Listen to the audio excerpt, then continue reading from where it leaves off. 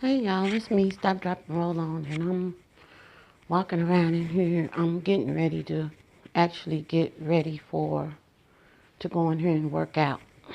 And I'm getting ready to turn some lights on in a minute, but I was really just kind of coming in here.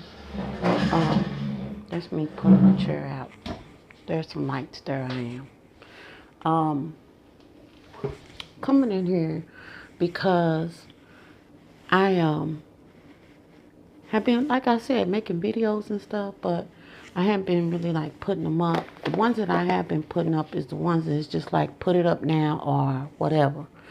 But it was one in particular that really just kind of,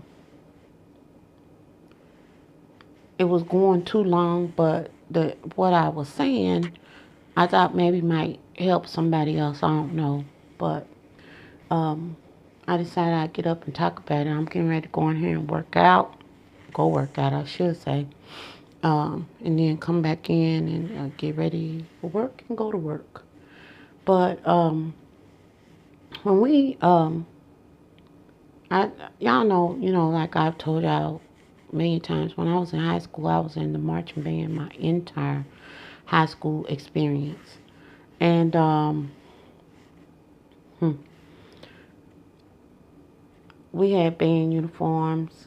And this story behind my band uniform, I don't know if I told y'all that or not, but anyway, I might tell y'all about that later on some other time. But um, the deal was that we didn't have, like, how cleaners now are like 9 to 5. You put your stuff, get your stuff in by 9, and then by 5 o'clock, you can go and pick it up. It's ready. But the cleaners like that we had, they weren't like that then. So you would have to like take you drop your cleaning off, and then it's gonna be a few days. And so on Wednesdays, sometimes on Tuesdays, I would drop off my band uniform and my overlay, which would be, it's like a, a wool, it was like a cotton wool blend um, suit jacket, which was fully lined, and pants fully lined, and then the overlay. And then on Friday, which was game day, unless we had some type of competition going on, or Battle of the Bands or something like that, which was a whole week long thing, um, you would go, on Friday I would leave school and I would stop by the dry cleaners because by that time I was driving and get my uniform and then, go home and get ready for the game. And I just remember that process and, cleaning. Oh my gosh. I don't know what they use for cleaning, but it was some kind of cleaning fluid. And y'all, that stuff it had to been caustic, but everybody knew when your clothes was really clean because this one cleaners that everybody used, that cleaning fluid had such a distinct smell. Oh my goodness. I'm serious. It's a wonder we didn't all blow up. Really.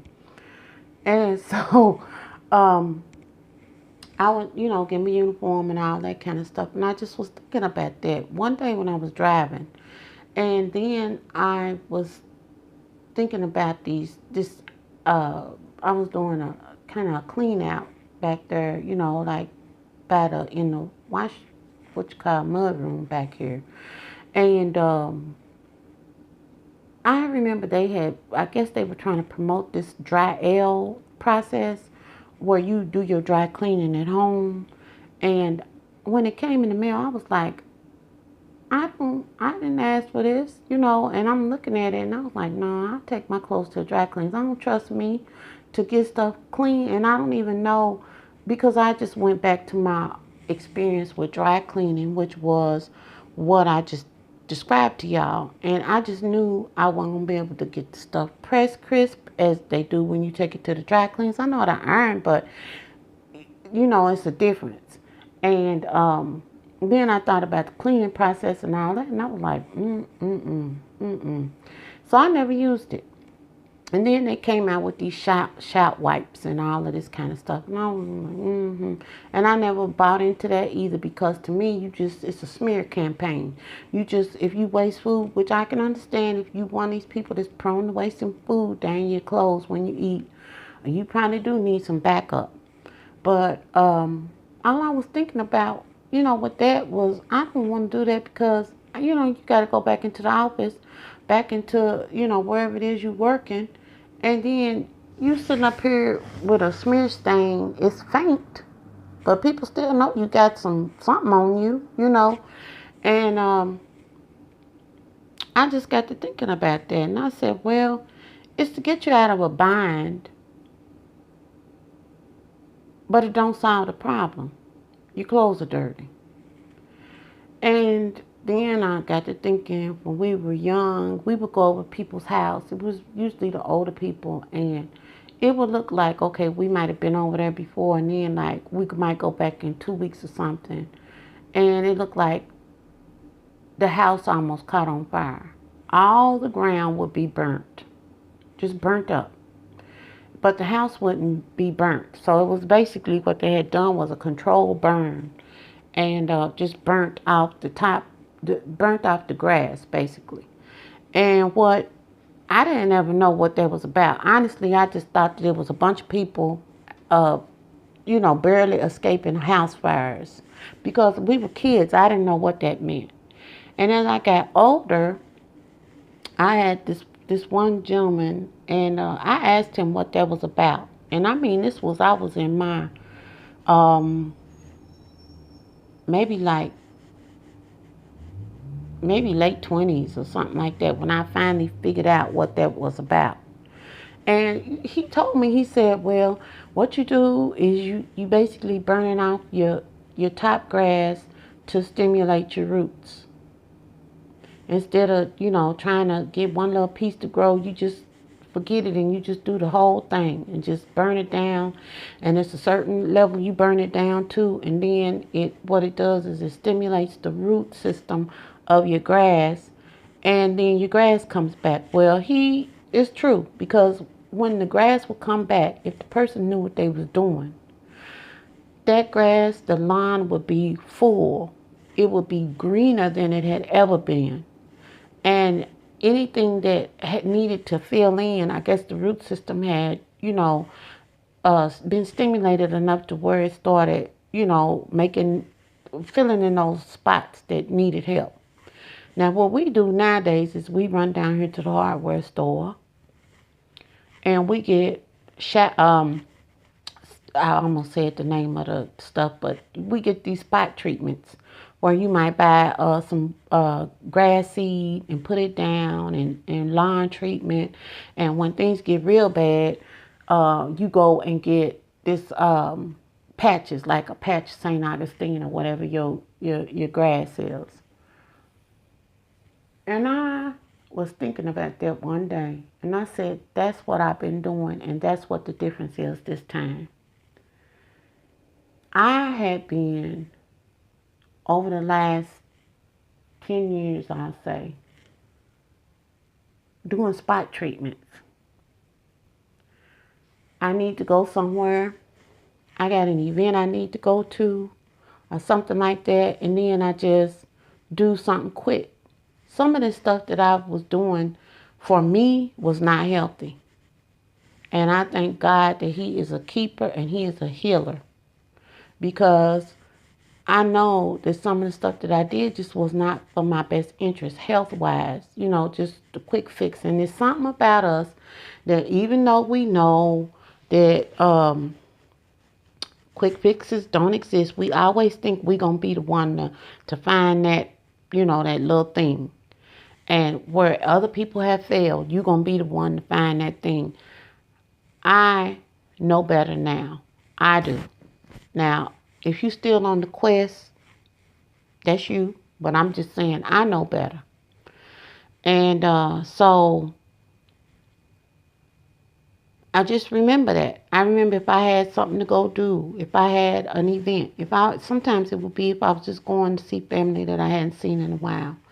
I would do something, and because of the weight amount that I need to lose, that little 1 or 2 week thing was not enough to elicit any type of change. It was just me doing a mind game on myself, because after I did those things, I would walk away thinking, oh yeah, you did do something. You lost 5 pounds, and you know that sparked me. And it would spark me mentally, but it was fleeting. And when I say it didn't last, um and it wasn't enough of a change to even, you couldn't tell. I just knew in my mind that I had done something. That was it. And I sat there and I got to thinking. I said, this time I took the scorch the earth approach. I decided that I was going to look at why I keep doing the things that I do. And with with some of the topics that come up with Weight Watchers, some of them are things that I've talked about with myself and I worked through, and some of them are things that give me a different perspective on what I'm doing and how I'm doing and why I'm doing. And so I just decided that I needed to approach this thing from a multi-level, you know, look. Looking at myself from a physical standpoint and what do I need to do on a physical level. Looking at myself nutritionally and trying to understand why sometimes I don't eat and why sometimes when I do eat, it's not the best stuff. And then why sometimes, the things that you need to be doing, there's a part of you that just gets so bullheaded and obstinate that you just want to do something that you know is not for your benefit. That's the mental part of it for me. And I just decided that I needed to explore all of that. And other programs that I have been on focused on one thing, but they didn't look at the whole thing. And the work is still for me to do. I can go to Weight Watchers every week. I can weigh in. I can pack my booklets, put the sticker on my chest. I can sit up there and buy everything that got a logo on it. But if I don't do the work, all I'm doing is the same thing I was doing before. Spot treatments, and all of that kind of stuff. You really do have to get invested in the whole process. And that's what the difference for me this time has been. And I just decided I'm doing the Scorch the Earth process. I want to get to the point where the root of me is stimulated to do better on all levels, to want to exercise, to want to eat better, to want to explore things from a mental standpoint that might have been uncomfortable in the past and probably still are uncomfortable, but really need to be looked at for me to progress. And so that's all I got to say about this. I just wanted to, it ain't all I got to say about it, but I'm just saying that's what I wanted to share. And so if you find yourself still doing these little spot treatment type things like quick fixes and stuff, I'm not endorsing anything one way or another, because different things work for different people. But I'm saying get something that will make you stop and look at everything, all of it, and then go from there. I hope y'all have a good day. I'm getting ready to get in here and get my workout done. I don't know why I'm smacking like that. Please forgive me. And I will talk to you all later. If you plan on moving your meat, get up and move your meat. It ain't going to do nothing but help you. And I'll talk to y'all later. Toodles.